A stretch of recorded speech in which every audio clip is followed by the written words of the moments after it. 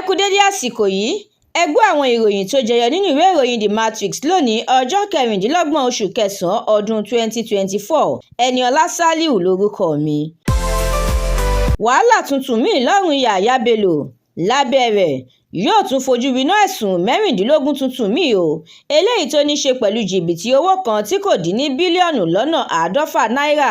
Yàyà Bello ti gba ilé-ẹjọ́ gíga jùlọ lórílẹ̀‐èdè yìí ìyẹn Supreme Court lọ láti bẹ́gi dínà kí wọ́n má bàa fojú rẹ̀ winá òfin.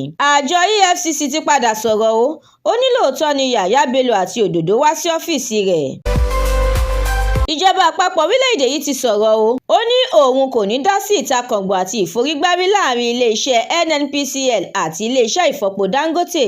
Lábẹ́ rẹ̀ ó ní àwọn méjèèjì ní òmìnira láti ṣàgbékalẹ̀ iye tí wọ́n fẹ́ máa ta epo bẹntiróòlù láàyè ara wọn.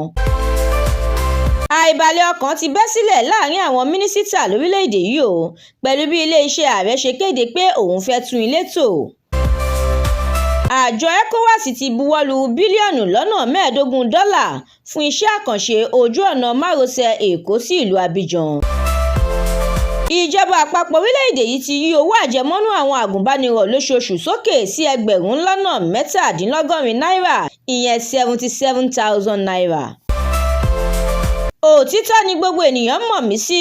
Kékeré ẹkùn sọ̀rọ̀ nígbà tó farahàn níwájú ilé ìgbìmọ̀ aṣòfin.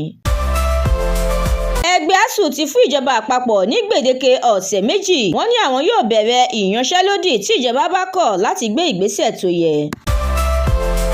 Nwaneri mi àwọn méjì fún ẹgbẹ́ agbábọ́ọ̀lù Arsenal láti gbo ewúro sí ẹgbẹ́ agbábọ́ọ̀lù Bolton lójú nígbà tí ẹgbẹ́ agbábọ́ọ̀lù Liverpool fìyà jẹ ẹgbẹ́ agbábọ́ọ̀lù West Ham nínú ìdíje ife ẹ̀yẹ Carabao Cup.